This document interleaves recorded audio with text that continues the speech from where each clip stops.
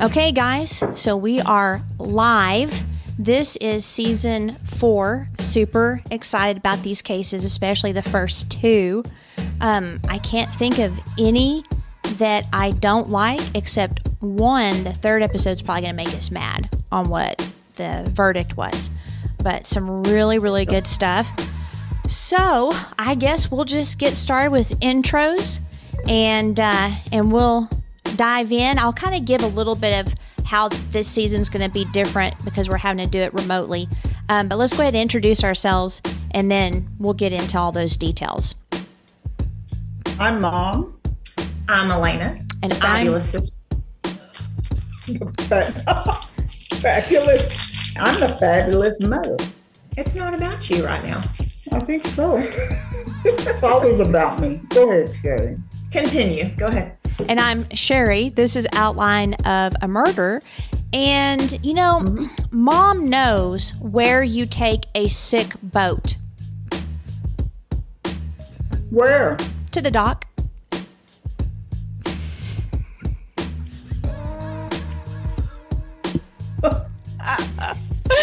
Oh, man. You should have known that. I don't know why you didn't know that. All right, so I'm tired. Now with your chewing and your package wrapper, do you think that maybe you could take the food item out of the package wrapper so that when we get into the case, we don't hear it?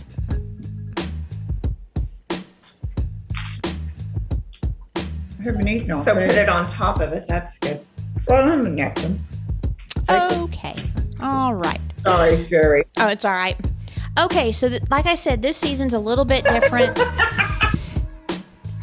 This season's a little bit different because we're doing it remote due to unforeseen circumstances. We were not able to record as usual. And so now we are doing it by Zoom. So I'm going to have lots of video content of their shenanigans. And because, you know, I'm the good kid. I usually don't have shenanigans.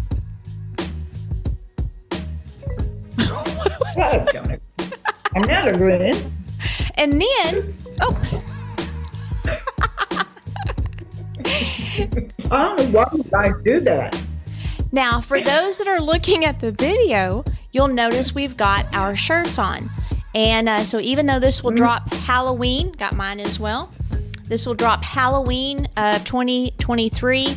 The shirts should be available before then.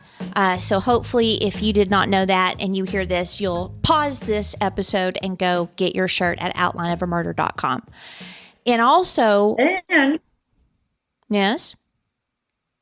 when we were coming from our trip, I had 3 or 4 compliments on this shirt. But failed to Promote it because I was so happy to get the compliment.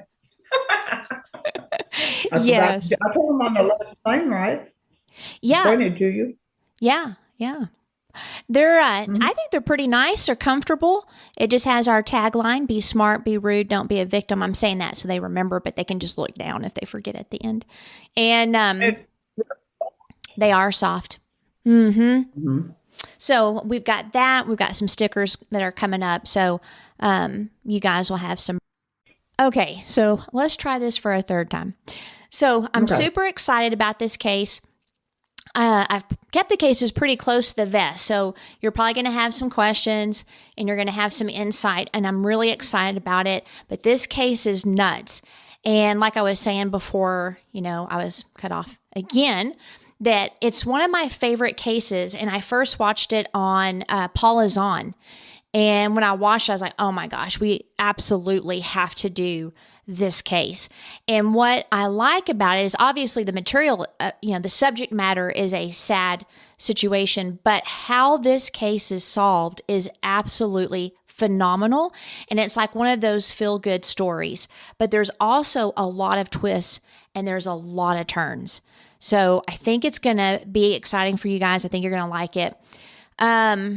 Now, this case is all the way back in 1982. The victim's name is Lee Rotatori. So she She was born in 49, so that would have put her at 33 years old, I believe, when she was murdered. And she was born September 29th, 1949 in North Dakota. And she had several siblings. Even though she was born there, she was actually raised in Rochester, Minnesota. So, just soda, just like a small town. They seem like a very normal family. Well, I don't know if it's a small town, but just that, middle America type feel.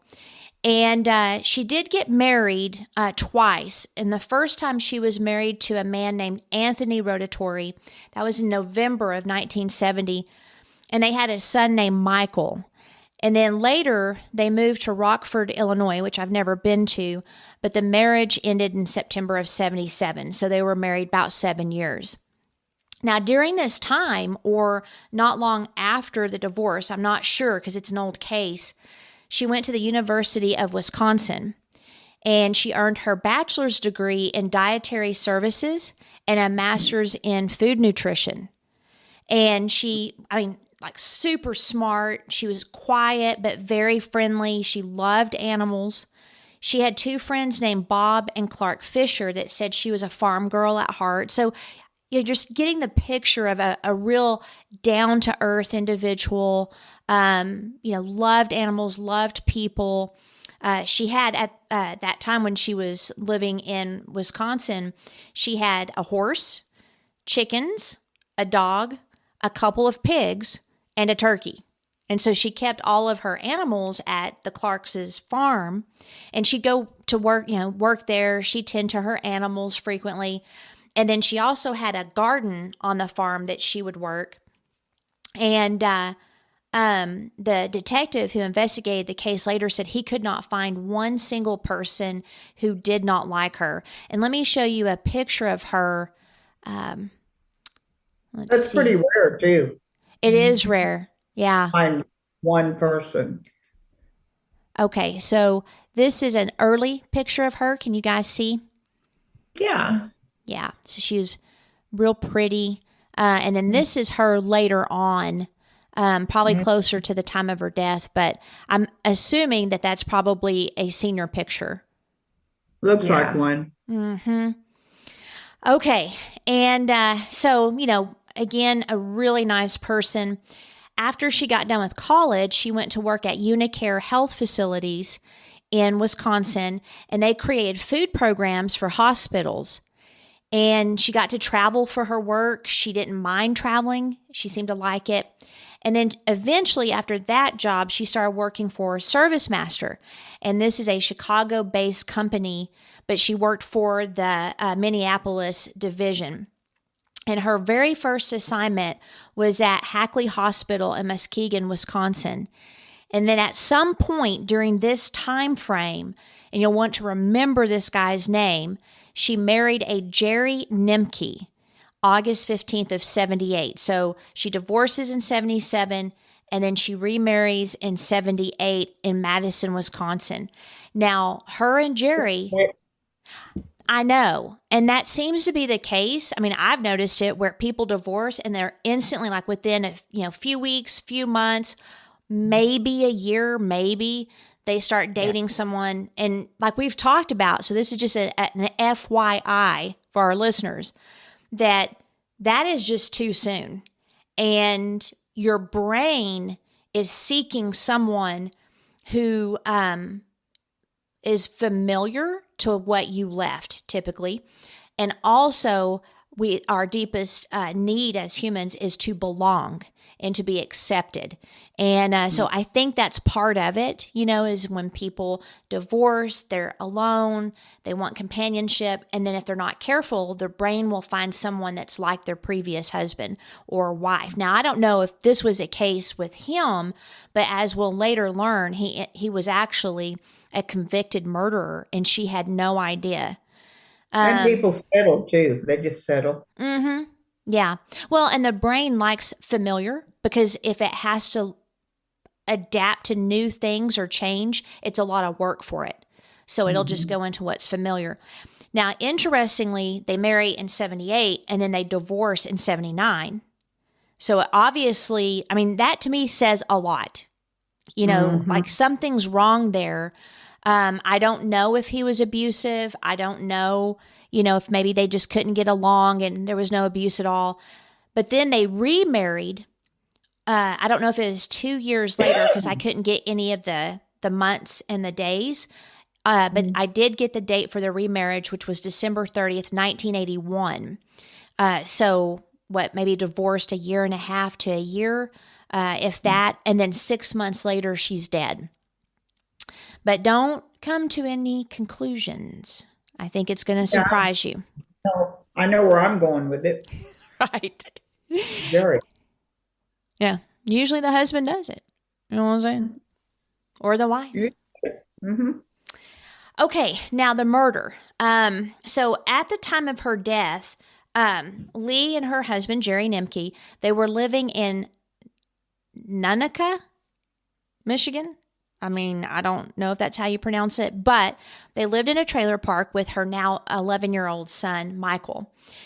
Jerry worked at a gas station, and then he also delivered flowers part-time, which is going to be another important point. And the flower shop was located in Grand Haven. Lee learned of an opportunity to work at a larger hospital, the Jenny Edmondson Hospital in Iowa, so she applied for a transfer. And so she first went to Council Bluffs, which I've been there. I'm assuming it's close to this hospital. And she wanted to look around, see if she would like it, and she fell in love with it immediately. So she rehomed her dog, which made me sad. And then she went to Council Bluffs Monday, June 21st to begin her orientation. The plan was for her husband and her son to get there soon. So, I mean, to me, leaving your son with your husband, I would think that because he's a stepdad, she would have to trust him to some degree. You know what I mean? So, and then they were going to later bring their mobile home there and live in a trailer park in Council Bluffs.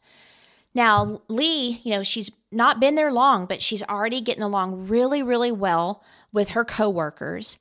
And then on Thursday, the departing food manager, so Lee was going to take that position, and a few other employees invited her out to be on the boat. And their families joined them. And so they're like, spending a few hours on the boat on Lake Manawa. And they enjoyed the lake until dusk time. And so after that fun excursion with her new friends, Lee took the South Expressway to the hotel that she had been staying at. It was a Best Western Motor Lodge, and it was right next to the Interstate 2980.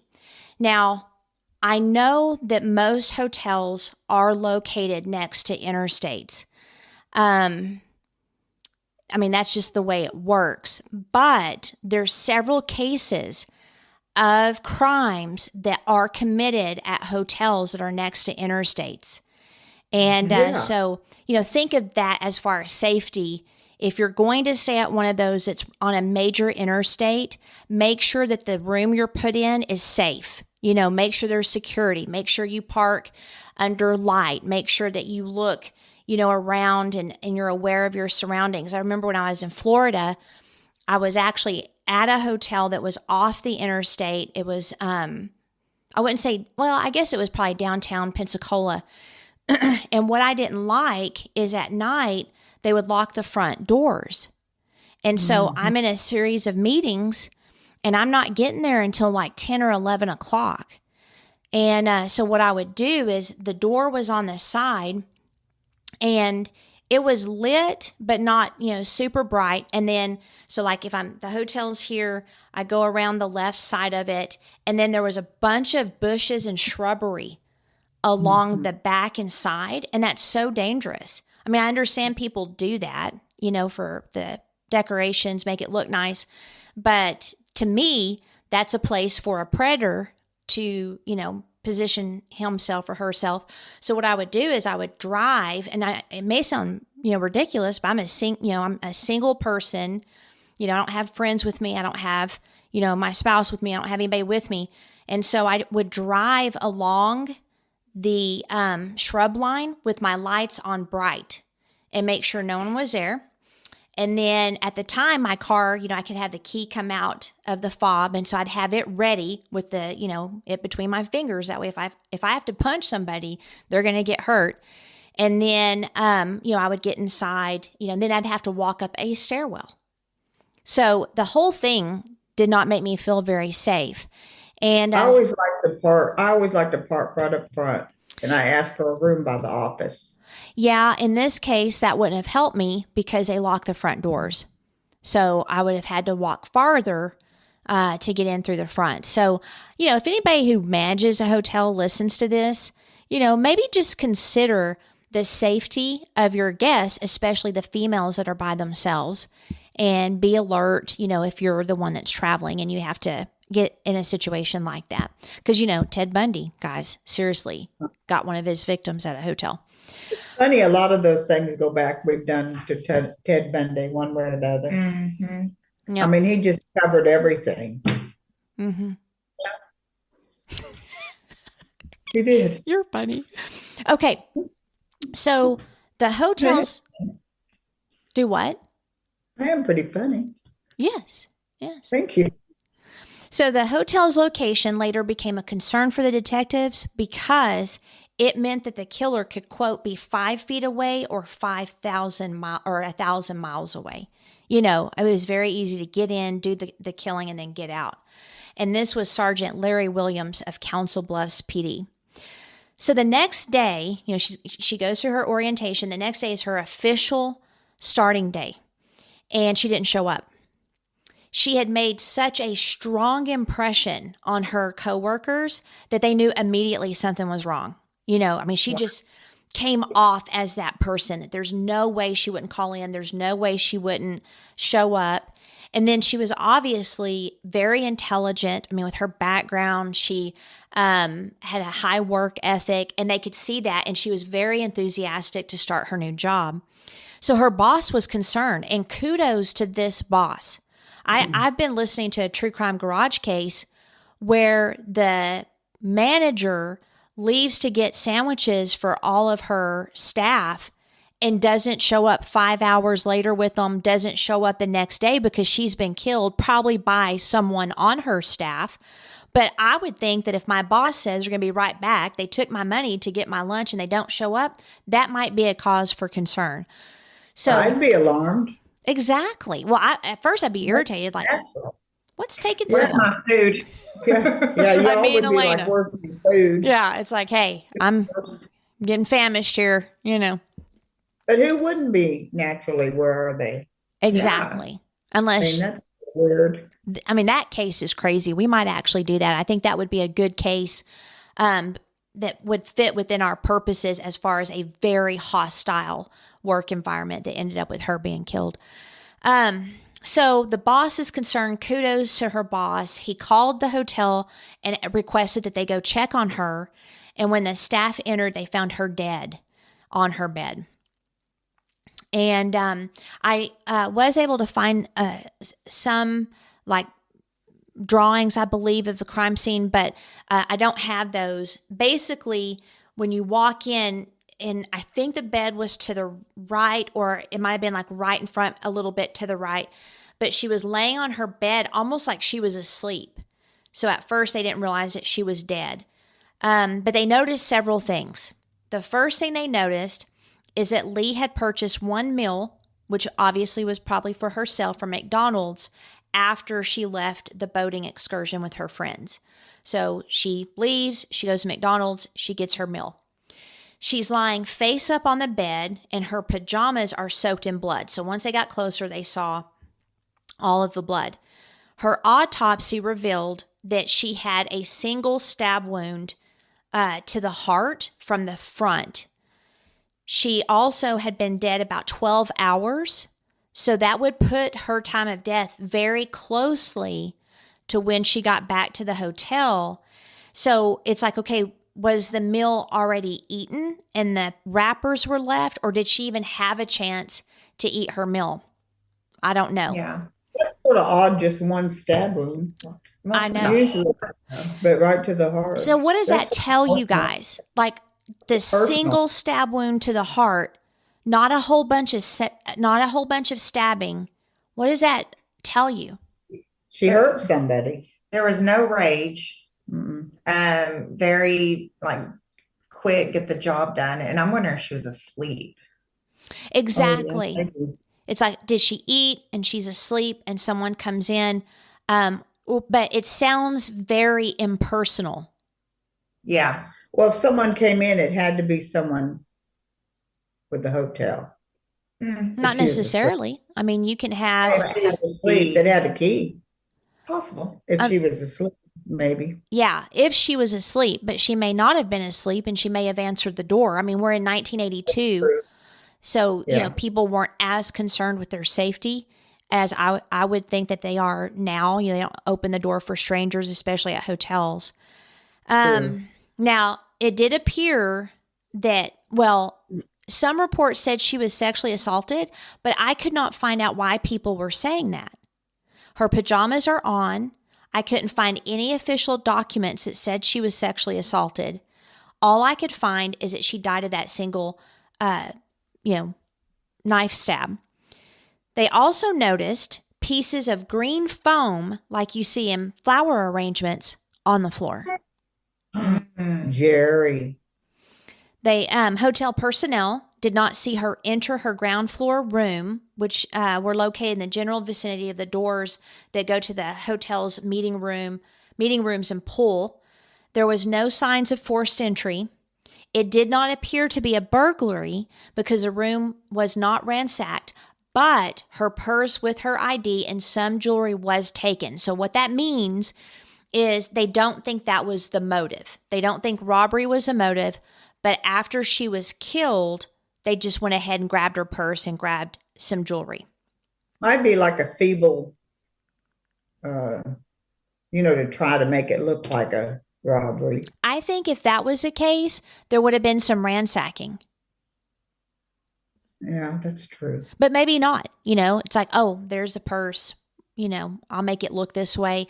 So, so far what we've got, and according to Sergeant Williams, he said it was a very unique crime. That was his word, unique. It's like we've got a very impersonal murder. We've got the green foam like you would find in flower arrangements. So what I'm thinking is that is how the perpetrator got in the room. They used a flower delivery as a way to get her to open the door, is what I'm thinking. Yes. Which she might expect from her husband. Right. So this is just where my mind is going. I can't prove it. It was never proven, actually. But I think, why else would there be the green foam on the floor? She didn't buy flowers for herself. There were no flowers left in the room either. Oh, Well, that's strange then. Well, Yeah. if that was the ruse to get her to open the door, of course they're going to take the flowers so that people don't know how they got her to open the door, because it may tie back to the perpetrator. that's true. Maybe. Yeah. But the phone, they didn't really check very well if there was foam on her. Must have been really quick. The foam was on the carpet. You'd look all over the place for any kind of anything, I would think. What do you mean they didn't check her very well? I'm confused. When he killed her, or whoever killed her, didn't check well. You know what I mean? Yeah, make sure they cleaned up everything. Uh-huh. But you know that green foam. It gets it's everywhere. It's like glitter. The only way I think that they could actually get all the green foam is if they vacuum the room. And it's hard to see. Depending on the color of the carpet. Yeah. Yeah, and back in the 80s. 80s, it was probably green. Yeah. Probably That's what I was green. thinking. Yeah. So then police captain Eldon Jones said it was, quote, the most perplexing case I've had the opportunity to be involved with. So 6 detectives immediately went to work. 3 organizations immediately set up a reward to help find the killer. On June 30th, 5 days later, Police Chief Ed DeNovo reported that the Michigan State Police Post in Grand Haven was helping with the investigation, and they were checking into her background. So they're trying to, investigate from there. They're trying to investigate in Iowa and see if they can find anyone that would want her dead. And they found out some very interesting things. So obviously, in any crime, they start with the people that are closest to the victim, right? So you work your way out. They immediately hone in on Jerry. He was still in Michigan with Michael, the son, and they discovered some very disturbing details about Jerry Nimke. He had been sentenced to death for murder when he was 17 years old. Wow. And she had no idea, as far as I could tell. Most people back then don't investigate when they start dating someone. Right. So why is he out? Some kind of signs of his violence, though, wouldn't you? Maybe. I couldn't find anything that said that he had been violent. But what I find interesting, my immediate question is, why was he out walking the streets if he got a death penalty conviction? So did you find out who he killed? Yeah. Okay. He had gone on a date with 16-year-old Marilyn Duncan in Chicago. He ended up beating her so bad on the date that she was in a coma. She never woke up and she died. He was tried, convicted, sentenced to death. Also, every report I read mentioned 3 other women that he murdered, or 3 total, but I could not find any information on the other women. I could never confirm that there were other murders. So here are the details. The evidence is undisputed that Marilyn Duncan was 16 years old, and this is from the court records, in good health and working as a waitress on April 29th, 1960, when she was last seen with the defendant after 9 p.m. on that date, and that she was found unconscious by police officers at 8 a.m. the following day, lying along the Northwestern Railroad behind a factory at 5802 Northwest Highway in Chicago. She was found barely alive in a pool of blood and with extensive injuries about the head and chest. A pair of sunglasses, a 5th gallon of 593 bottle of wine, and 3 bricks were found a few feet from her body. She was removed to a hospital where she died without regaining consciousness on May 1st, 1960. The victim's wallet contained a photostat copy of the birth certificate of defendant's sister, was found on May 2nd, 1960, about 50 to 75 yards where her body had been found. So basically, it seems that in this young girl's wallet, she had a copy of the birth certificate of Nimke's sister. That's weird. Yeah, and I don't know why, but for whatever reason, it was in her wallet. So I'm wondering if maybe him and his sister were friends. Is that how she got the birth certificate? Maybe she was going to do a favor and make a copy of it for the sister. I don't know, but it was in her wallet. So then that led them to Jerry Nimke. So he was that much violence, though, you would think anyone dating him or marrying him after a year would know that he's violent. That's violent. I wouldn't think you could just hide that. I don't either. And now, first date. Yeah, after a first date. Yeah. First date with this guy. So let's see, in the 60s, he was 17. The wife is murdered 23 years later. So that would put him around 40. He's still going to be young enough and, active and strong at that age. He's not going to be an old man at this point. So I personally don't see how there wasn't any physical abuse. Right. Yeah, that's very violent. And they're 2 different, what? Oh, they're 2 totally different murders. Mm-hmm. They're opposite. Yeah. I don't know. But the fact that he got out is just crazy. Yeah. On death row. Yeah. Well, I've and never heard that before. They go into that. So they arrest him on the same day. They brought him to the police station about 5:30, and they turned him over to the detectives. They then questioned the defendant about the Duncan case until about 7:30 p.m., during which time he said that he knew Marilyn Duncan and admitted ownership of the sunglasses, but personally denied harming her, and a partial written statement protesting his innocence was prepared. The taking of this statement was interrupted at 7:30 by the arrival of Chief of Detectives McMahon, who took over the questioning along with the defendant. At about 8:20, McMahon called Captain Deely, Sergeant Murphy, and Detective Jack into the room to verify a story of the defendant admitting guilt.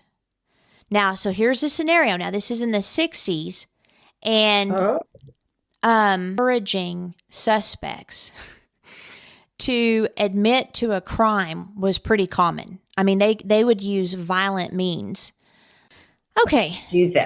Let's do this. So we're back live after my computer basically seemed to explode yesterday. So for our listeners, if this first episode sounds a little bit disjointed, that's because it is. and I do not want to start over because we had gotten quite a ways in. And so here it is 24 hours later, and we're going to attempt to finish room 106 and then maybe one or two after that. So we'll see. We'll talk about that, see what you have time for. But where I stopped off yesterday, before the computer literally shut down, I didn't even know if it was going to start again, is we were talking about Jerry Nimke and how he was arrested for the murder of Marilyn Duncan when he was 17, she was 16. And the defendant, the suspect, initially denied that he had anything to do with her murder. But then after having a private meeting with one of the policemen, he changed his statement to guilty. So we were discussing, back in the 60s, I mean, it was a whole different show. I mean, they would beat you. They would withhold some of your rights from you just to get a confession. Now, I think it's probably less just because they have like the audio, they have the video, like they don't want these cases thrown out. But back then, people just had a blind eye to it. So, I mean, the fact that he was the last one with her, I'm going to say he probably did it. But the fact that he said he didn't, and then he was forced to say he did potentially, makes me have a little bit of doubt. Like, I can't be 100% certain.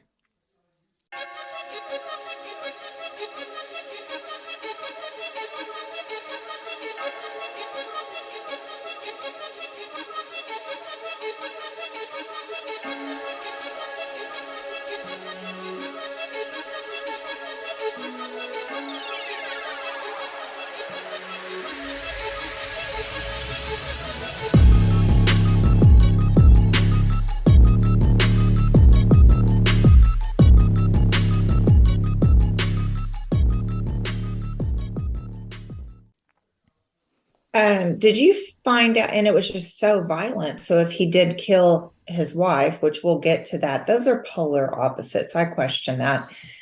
Did you find out any information about him getting out? Because I have a theory.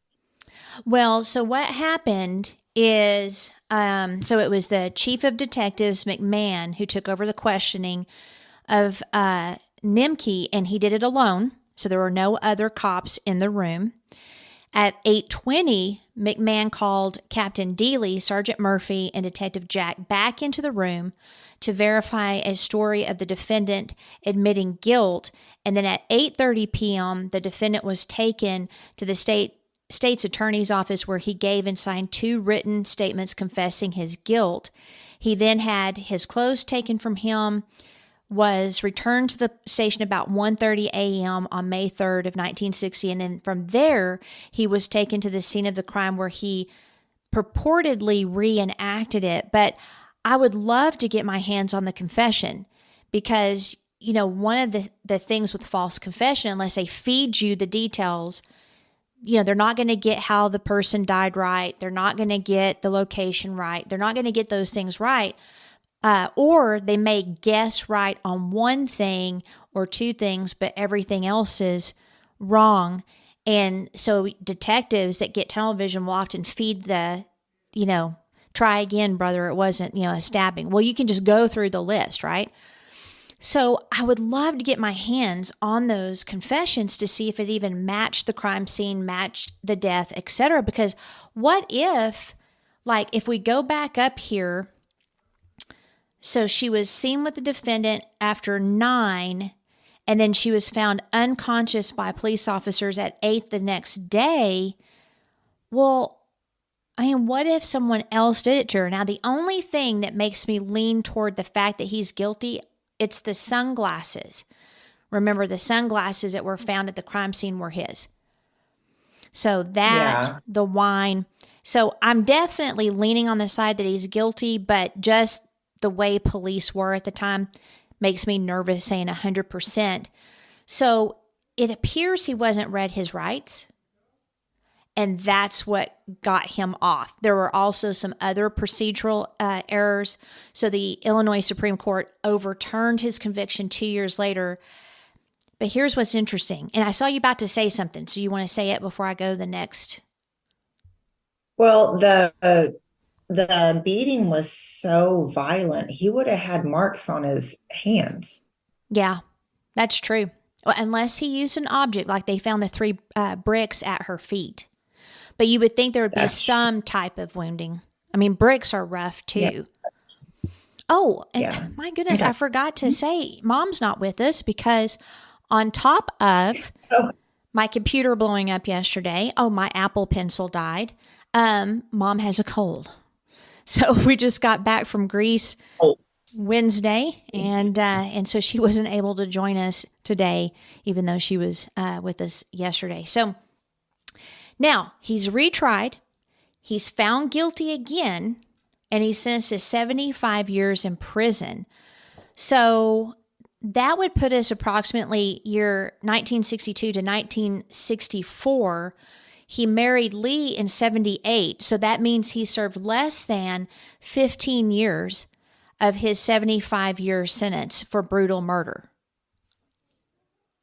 How do you get retried for the same crime? Well, I didn't think you could do that. Oh, yeah. So if you're found guilty, not if you're innocent. So if you are found not guilty, you cannot be tried again. But if you've been found guilty, procedural, things overturn it, then they can try you again. But I just don't know how he got out. And the family must have been devastated that you get a 75-year sentence and you're let out in 15 years. He also had escaped youth camp during that time.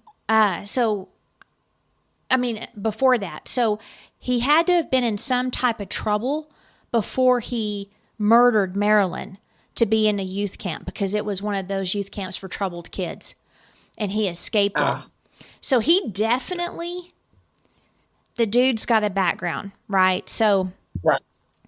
And then the green stuff that was found at the crime scene, you've got him working part-time as a flower delivery guy. And like I said yesterday, I feel like that was the ruse to get her to open the door. So you can imagine she seems to be happily married. I mean, they married once, divorced, married again.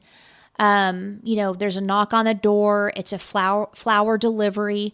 And she might have thought, oh, how nice. Jerry sent me flowers, maybe as a congratulations for a new job, or I miss you, or whatever. But I really believe that is how the killer got into her room. But her husband wouldn't have needed to disguise himself. So it couldn't have been him that did the actual killing, because he wouldn't have had to disguise himself as a flower guy. So maybe he showed up with flowers and she opened the door. So that's what I thought, but that was not the case, which I'll get to in a second. So then, of course, they learn, that they had been divorced and then they remarried. And so the detectives are wondering why. Was he violent, especially with his history? Was it like typical marriage problems? But they couldn't find out anything, and I couldn't find out anything either. I mean, I looked and looked, and I just couldn't find anything that showed if he was violent in their marriage, which sucks, because that's what our show's about, obviously.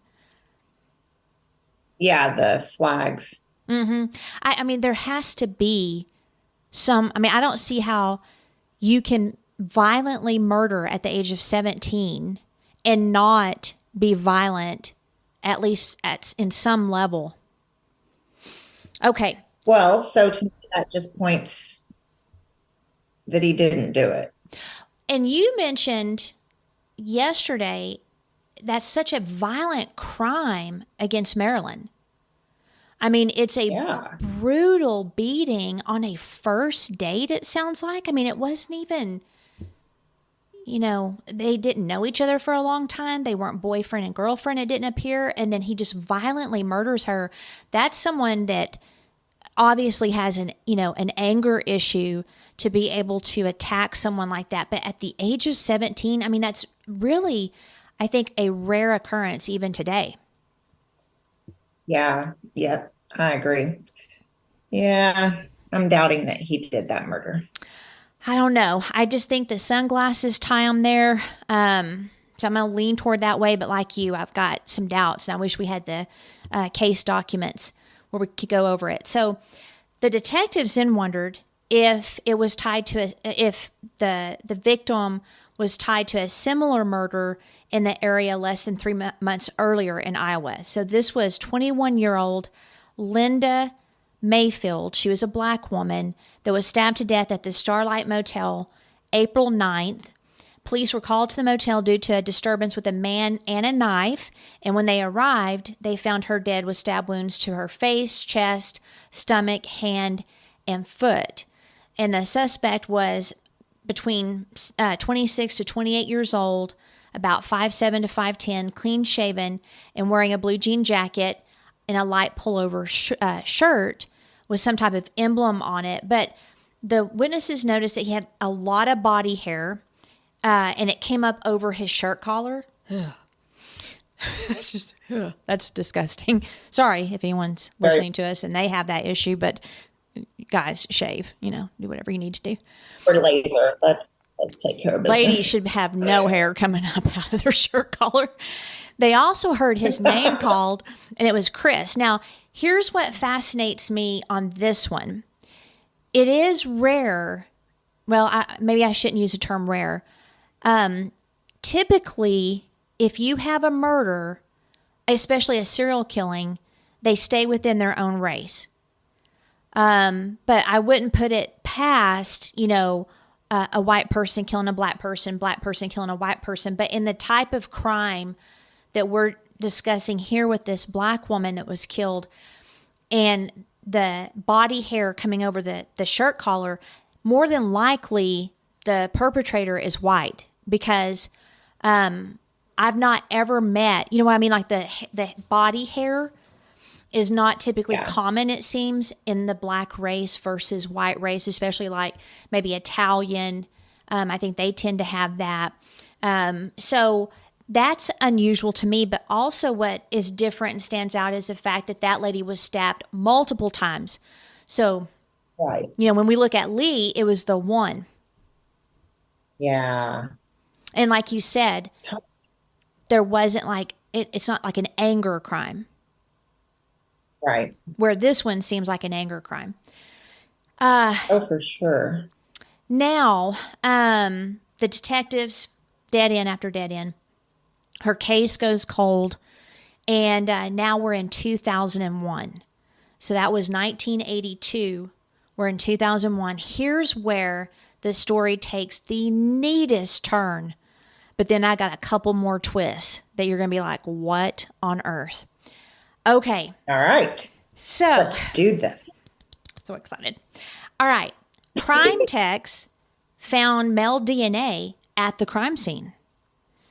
And they developed a profile, which I found interesting. Like, where did the DNA have to be for them to know it was a perpetrator? Because she's in a hotel room. And they found it on the crime or in the crime scene, not on her. I don't know where they found it. I just think that it had to be somewhere where they could, without a doubt, tie it to the crime. Because, if you're in a hotel, there's going to be tons of DNA. But back then, in the 80s, DNA was, I don't even know if they had DNA testing yet in 82.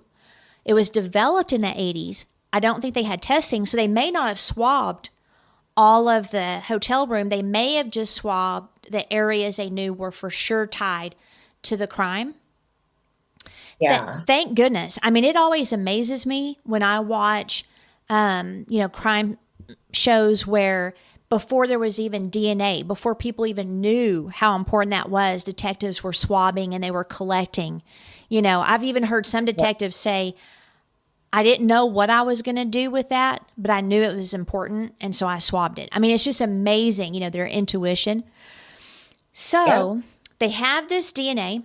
They have the profile. They enter it into all of the DNA databases. There was no match. And they did it repeatedly over the years. So this is 2001. And they just kept getting the same results all the way up into 2019.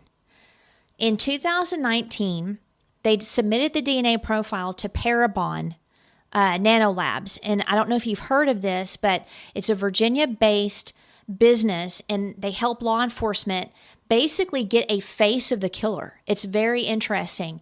They use the DNA and genetic genealogy like to get eye color, like all of us have had. If you've had a DNA test, it tells you your eye color. It tells you if you have dimples. It tells you the color of your hair. Is it going to be curly and straight? Where your origin is, blah, blah, blah, blah, blah. And so they take it to them. They learned that the killer was a white man of Northern European heritage. But, I mean, the majority of people in America at that time were of Northern European heritage. So it didn't narrow it down.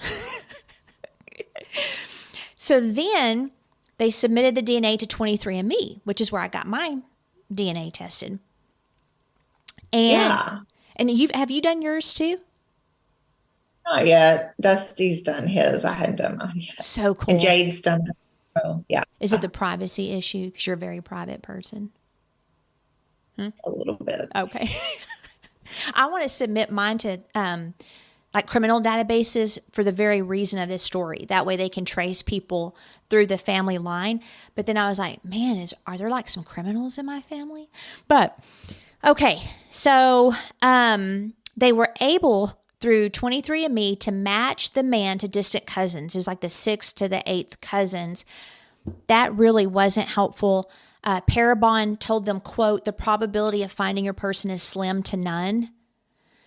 And so they're, again, at a dead end. And so they decided to wait for additional DNA kits to be added to the genealogy databases, because that was fairly new in 2019, that would someday hopefully produce a suspect. But a young 20-year-old named Eric Schubert, a whiz kid, changed all of that. This kid is so cool. Okay, so Eric made national headlines when he helped police solve a 57-year-old rape and murder of a 9-year-old Maurice Ann Chivarella, I think is how you say her name, is one of the most notorious murders in PA. And it was March 18th, 1964. She was taking a cans of pears and beets to Sister Josephine for a teacher's feast day at St. Joseph's Parochial School in Hazleton, PA. Normally she wasn't alone, but her mom felt comfortable. It was a very safe neighborhood. She didn't worry about her, especially in 64. And she disappeared. It was supposed to be a 10-minute walk, never found. And then at 1, a man with his teenage nephew, he was teaching him how to drive. And they went to an abandoned strip mine, which is a great place to learn to drive. I remember my stepmother took me out on dirt roads, to learn how to drive. So I was cow pasture. And they thought they saw what appeared to be a doll on a pile of trash. It ended up being the little girl. I won't go into the details because I want to be careful, but she had been sexually assaulted and strangled. They investigate everyone. I mean, even the priest, was a suspect. And over 230 police worked her case. I mean, they were just trying to find who did this. Yeah. And her murder book was over 4,700 pages. So they did their due diligence. They never solved it. Her parents died, never knowing who killed their little girl. She wanted to be a nun when she grew up.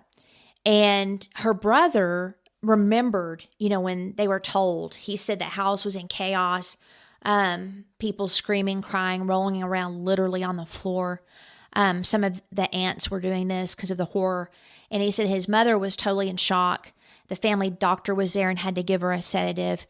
And his father was like a zombie. So, it just, was absolutely devastating. Well, Eric is a freshman history major, okay, at Elizabethtown College, which was about 80 miles away. Yeah, so he's a history major. And he read about the case. Right. It's like, I don't know. Me and you like history and true crime. Yes, but I wouldn't say that we're whizzes. Oh, no. With true crime solving murder. Well, I don't know. We've never been able to, put our hands in it. You know what I'm saying? Okay, so I do know what you're saying. He read about the case online in a local paper, and he was really good at genealogical research. That was like his hobby. And so he started it when he was 10 years old, researching his own family lines. And then he always loved puzzles. He always loved history, so it was a perfect fit, he said. He did mention that he got done with the family line when his dad asked, "Did I tell you I was adopted?" He's like, "Oh, no." He said in an interview that would have been nice to know before he got done. So he went back to work. He discovered it was quite difficult to piece the puzzle together, but he knew he solved it when he saw the picture of the man that looked like his dad. He knew it was his dad's dad, and then DNA confirmed it. So when he saw that, very cool. Isn't that neat? The dad not saying anything about being adopted kind of reminds me of some of the lack of information I got on our Greece trip. Just saying. Anyway, moving on. Mom was a stinger. I was perfect. There were no issues. So, moving on. So when he saw the case, he felt bad, obviously for the family and the police. He contacted them and he offered his services. And I'm not sure if it was then or later, but his hobby turned into a business, complete with a website and a lot of clients. And especially tracking down those where they had breaks or weird things in their family line and they couldn't get past. So it doesn't sound like it was just criminal work. It was, people were like, "Man, I'm stuck here." They would hire him to connect all the dots. Very cool. It is really cool. And he said the main reason that he started it is he wanted to make money, but he's lazy. So he decided to do this versus working a job that required manual labor. And he's what, 20, you said? Yeah. So typical teenager, like, I can make money doing this. I don't want to work at McDonald's or on a farm. Do you have his website? No, I don't. But for people that want to look it up, because I meant to do that, his name is Eric, and then Schubert is spelled Schubert. So if people want to check that out, they can. Now, when he detected them on the little girl's case, he was only 18. So he contacts the police, and they're like, an 18-year-old? But they checked him out. They were impressed with his work. So they met him at a coffee shop on campus, because again, he was going to school. Eric showed up prepared for a job interview. I think that's so cute. He brought his portfolio for the investigators to see, and they offered to buy him coffee, but he said, "I don't drink coffee, but I'll take an apple juice." Oh my gosh. So I bet they were like, yeah. Okay. Obviously, they're like, so quote, one of the detectives was like, "This kid's going to drink apple juice here, and he wants to help us solve a homicide." Right. Not to mention, like, you have the stigma of cops being like coffee drinkers and, that's their fuel to keep them going. And he's like, "No, but I'll take an apple juice." Like he's 3 years old. So right. That was really funny. And so he went to work 20 hours a week for 18 months. He researched every possible lead. He built 50 family trees until he zeroed in on 2 brothers, and in particular, the one that was a local bartender named James Forte. His name never came up in the investigation, ever. It was not in the murder book. He had a criminal record of violent sexual assault. Unfortunately, he had died of a heart attack at the age of 38 in 1980. But, Hey, yeah. And the lead that this whiz kid developed was compelling enough for a judge to order Forte's body to be exhumed so that they could test the DNA against the profile. And sure enough, he was the one that killed the little girl. So her case was solved February 3rd, 2021. Now, after they solved the case, they take Eric out for milkshakes.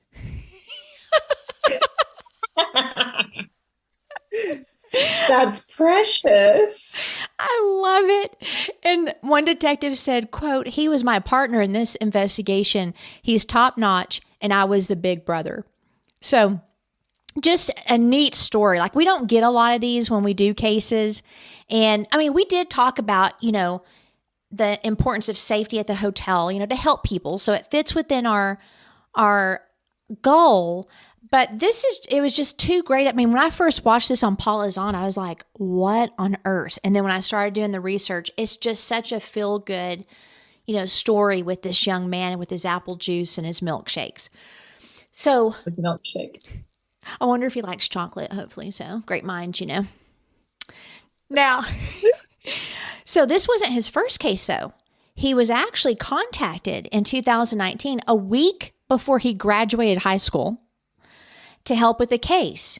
He solved it too, but he couldn't share the details. So I don't know exactly what that was. But he has since then offered his services to other departments, including our case of Lee in Council Bluffs. And he used to be a true crime enthusiast. He would watch Criminal Minds and he'd listen to podcasts, but he said now he can't because it's his life. And I've heard that when you work cases and you meet the families and you see the crime scene, photos and you read about the horror, it's for us telling the stories, the psychology, trying to help people with safety. It's totally different than when you're in there and you see how horrific this stuff is. So he can't do it anymore, watching it. But anyway, so Council Bluffs sent Lee's killer's DNA to Parabon, and then they paired up with Eric, who owned ES Genealogy by that time. So E and then S as in Sam Genealogy. So I'm thinking he might still own that, but that may be his website, so I'll throw that out there. He did say it was the most puzzling case that he's done so far. There was a gap in the line that he could not get past. So he told detectives that there had to be a kid or kids somewhere in the gap that weren't recorded. So in other words, you've got a family line and there's some kids that have been born, but they were either given up for adoption or, something. They were not recorded as someone's kids. So there was this gap. And he said that what he figured, especially back in the day, that there was probably an unplanned pregnancy and then the baby was, given away, and that was very common. So he kept working, and they were able to narrow down the suspects to 2 brothers. One of them was too young at the time to do the murder. So that makes me wonder, were there like 2 unplanned pregnancies, or maybe he was able to find one brother, but he knew it couldn't be him. But so where, it had to be a brother of this guy, but where's the brother? So I don't know exactly where the gap was. But the other brother was named Thomas O. Freeman of West Frankfort, Illinois. He was illegitimate, he was the missing link, and now he's their prime suspect. So DNA was collected from Freeman's daughter, and sure enough, he was the killer. But one problem. He was killed weeks after Lee was killed. Oh my. How? Here's the twist. Okay. So we now know he killed Lee.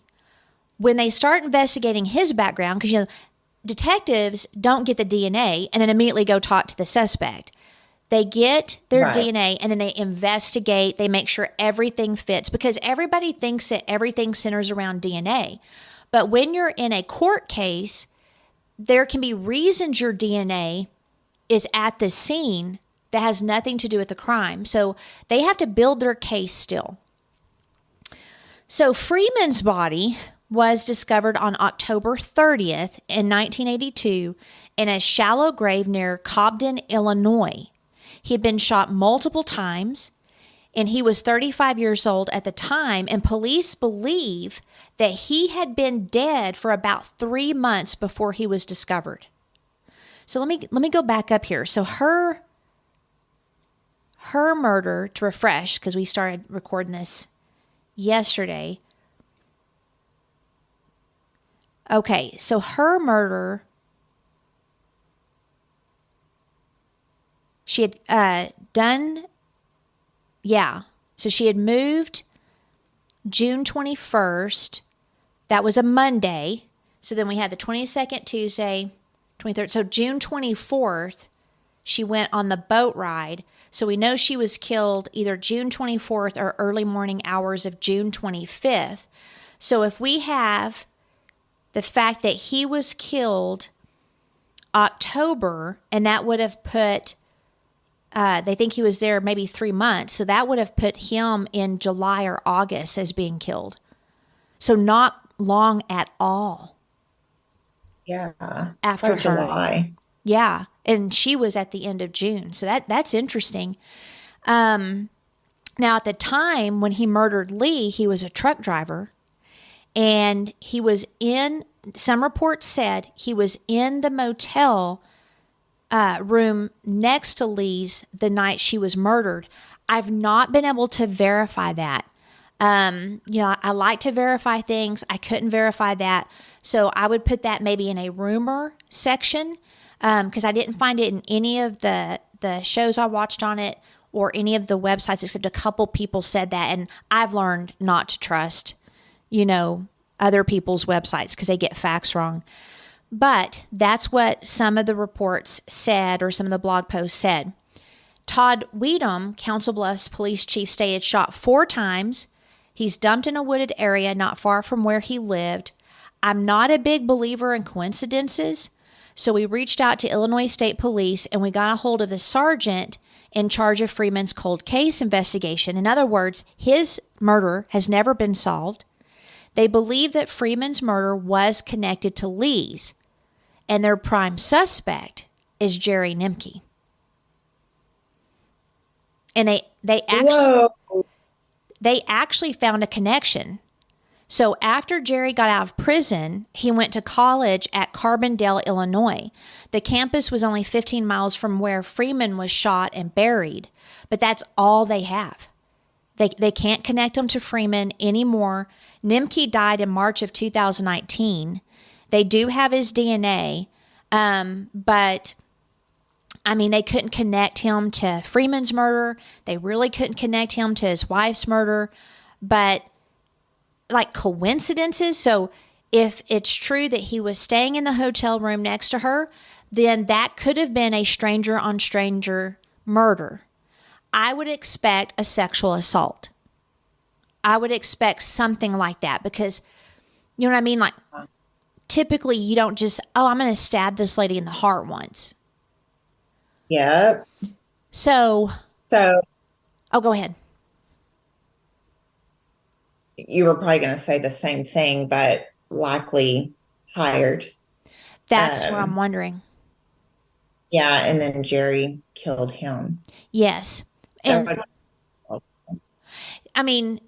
if you go with the coincidence of him being in the room and then he goes into the next room and without any passion, without just surgically stabs her in the heart, and then he happens to be killed maybe a couple, 2-3 weeks after her at the earliest, probably, it's just too much, and not only that, But being a truck driver, you're gone a lot. So I really don't see him being in one place at one time to develop a lot of enemies, unless maybe he just was a hated person in his hometown, or maybe he got in a, fight and then later they found him. But here's what would make me think that's not the case.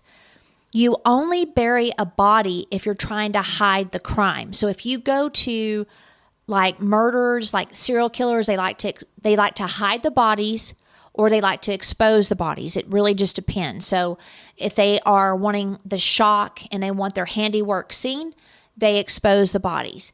If they don't want people to catch on that there was a murder, like Ted Bundy, then they hide the bodies. And we also know with Ted Bundy, he would go and spend time with the dead victims until their bodies were decayed, right? So with this situation, I don't see a bar fight, or I don't see that type of crime where the person is then going to bury them. I see an execution, right, and then he's buried so that he is not tied to the killer, if that makes sense. Absolutely. Yep. And what is the deal with shallow graves? It's like, do you get tired of, what's the point? Exactly. Don't get it. And if you're in Illinois, I mean, I've been there in the summer, it still gets a lot of rain. I wouldn't think that the ground would be that hard to maybe dig an actual good grave. What I think is going on is probably they're in a hurry. So, I mean, I could just imagine them arranging to meet. So if he was shot at the scene, then that scenario would probably put him with his killer. Why are they meeting in a remote area? And then he's shot right there. And then for time's sake, it's a shallow grave. Get him in there. Get out of there, right? If he was killed elsewhere, I would think that maybe there would be a little bit of a deeper grave, or that maybe he'd be taken to a place that was more remote. I don't know. But this is definitely an execution. So you have Lee executed, and then you have the killer executed. It just stinks, and the stench is Jerry Nimke. But I've seen things where you think it's somebody and you know for a fact, and then it is not them. I watched a case last night where that was the case. So I don't know. Okay, so here's my thoughts. I'd like to hear your thoughts on this. If the flower delivery was the ruse, then how would Freeman, the killer, know? He would only know to use that ruse if her husband told him. Okay? 100%. Yeah. Now, could the husband show up and have, with the flowers to kill her? No. They were able to verify he had an airtight alibi in Michigan. There was no way he could have been there and killed her. So the green stuff with the flower delivery connection there, again, it points to the husband. I still can't get over her laying in bed, one stab to the heart. Right. If there was a ruse to get into the bedroom, why would she just lay down? That's a good question, because it almost makes you wonder if someone got into her room while she was sleeping. The only thing I can think is if she was told to get on the bed. But that is, was there a struggle? It doesn't sound like it, because it was just that single stab wound. So I don't have any of the crime scene photos to see if there were any other, bruising. Was there a fight? None of the stuff I researched told us if there was any type of struggle. I'm thinking if you've got a stab wound to the heart and there was a struggle, there's going to be more stabs. It's not going to be a clinical surgical. So that's a good point. And why would a truck driver have green flower arrangement stuff on him? If the rooms are cleaned and vacuumed in between guests and no one else went in there, with flowers. There's no report of any flower delivery.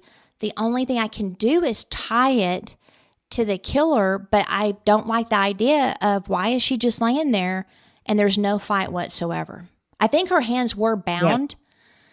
Maybe she was knocked out. Yeah, I didn't know bound. It is a perplexing case. But of course, we know who the killer is. We're never, ever going to know who killed Freeman, and we're never going to know if Nimke was tied to it. So, there could be, so he's a truck driver. Again, there could be a good possibility he was in the room next to her, or maybe he saw her on the interstate and decided to follow her. It seems a little bit far-fetched. To me, I've not heard of a single case where a trucker will stalk a victim and follow them in their semi. I have heard of truck drivers killing prostitutes because a lot of truck stops when I was on the road with Dad, they had prostitutes that would go to the trucks. I've even heard of, truck drivers picking up hitchhikers and killing them in their rig and then disposing of the bodies. But I've never heard, of a truck driver following a person in their truck to their hotel. So not saying it can't happen. And then... Well, here's the thing. If we did hire him, the only reason that he would be staying next door likely was because Jerry gave him the information as to where she was. Exactly. What bothers me, though, is how come they can't tie them together beyond the fact that Jerry Nimke went to college 15 miles? You know what I mean? Like, there's just, how did they know each other? And, of course, that was back in the 80s, so there wasn't the trail that we would have today. Cell phone pings, things like that. Did the truck driver have any criminal background? I couldn't find any information on that to know if he did. And now, I got here in my notes, so maybe she was sexually assaulted, and I forgot that up at the beginning, or I forgot that I even said that yesterday. Now, you could say that was his first kill. So let's say he's a truck driver and he's staying at the hotel. Like me and Dad did that all the time. If we had a layover between loads, we'd go to a hotel. So let's say he goes to the hotel and he sees her and he decides, okay, I'm going to sexually assault her. Was she his first victim? You would think there'd be a little bit more sloppiness if that was his first victim. So was it like beginner's luck? It's just, It's a weird thing. The flower delivery green stuff is what gets me. I can't let that go as far as coincidence and, Jerry working in a flower shop. How did they gain access into the room? There was no forced entry. There had to be something that made her feel like it was safe to open up the door, or maybe she was just naive and didn't think anything about that. Maybe it was a stranger on stranger and he just did it. But I don't know. It just seems like there's too many things that connect the two together. Now, as far as a safety aspect, the only other recommendation I would have in this situation is, especially if you're a single woman or, woman with children, even, don't open the freaking door. There's no reason for it. None. Yes. Don't be friendly. Don't engage. That is so good. That's why we say, be smart, be rude, don't be a victim. Oh, you're going to have to do both of them. Oh. Yes, Mom's not here. I'm doing.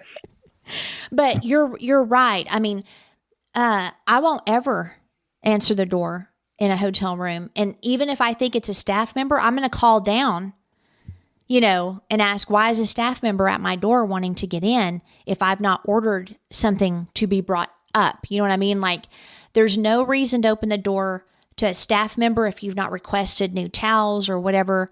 There's no reason to open the door to a complete stranger. I am firm in being rude. I mean, even in the hotel, like you don't have to be rude to the staff, but don't be overly friendly because you never know, the staff could be jacked up too. It's like be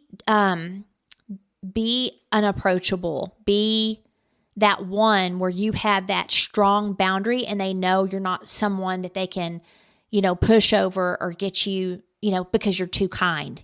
Be that person because, it could save your life. So never open the door for anyone, especially if you've not ordered the towels, and you could even say, please leave them outside my door. Like you can tell them that. So that'd be a good idea. By the way, when you were just saying don't be approachable, et cetera, I feel like we nailed that.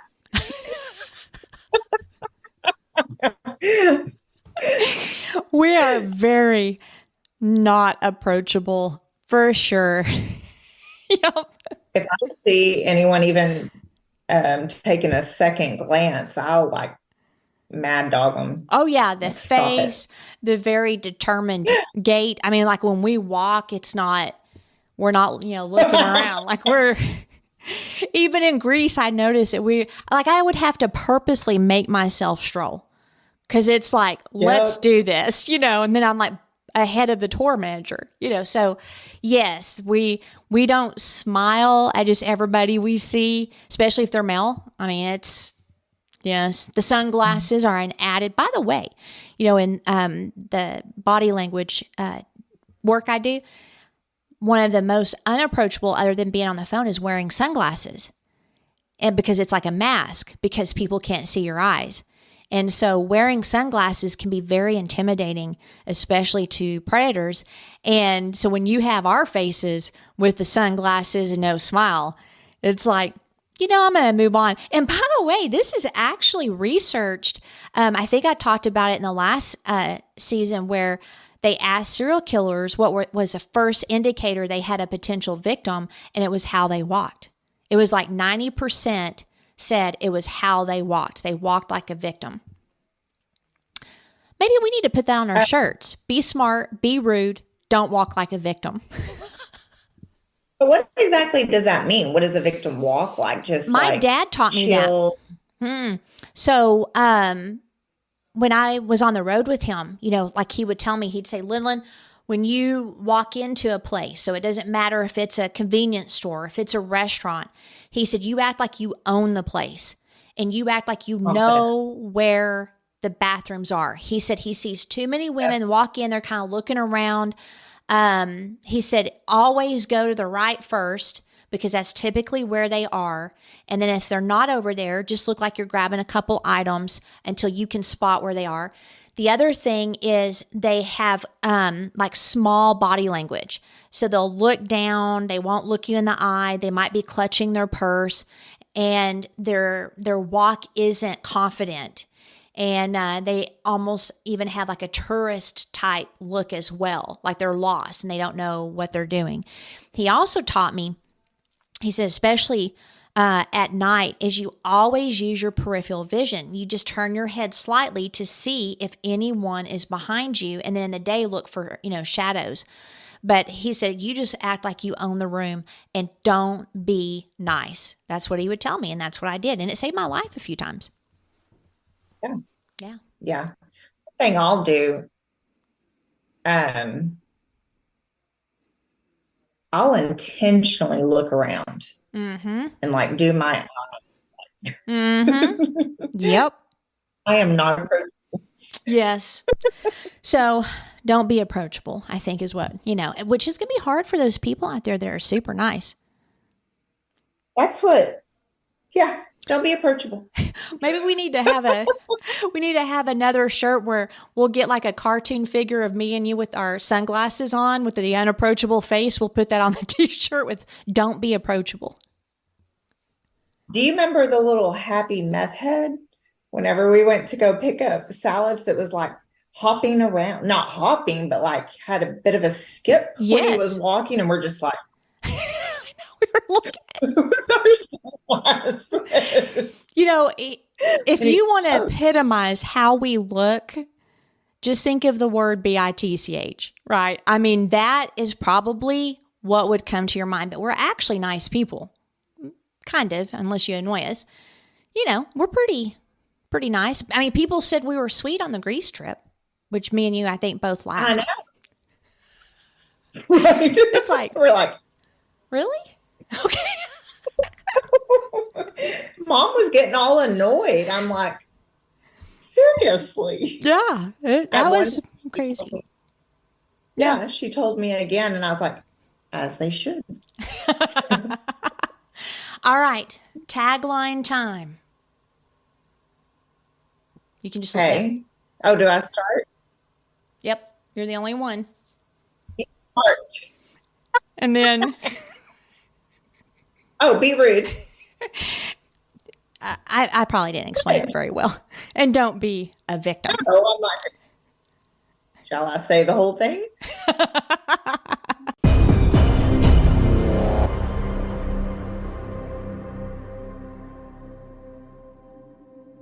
Outline of a Murder is a Mr. Joseph production. What do you think, Joseph?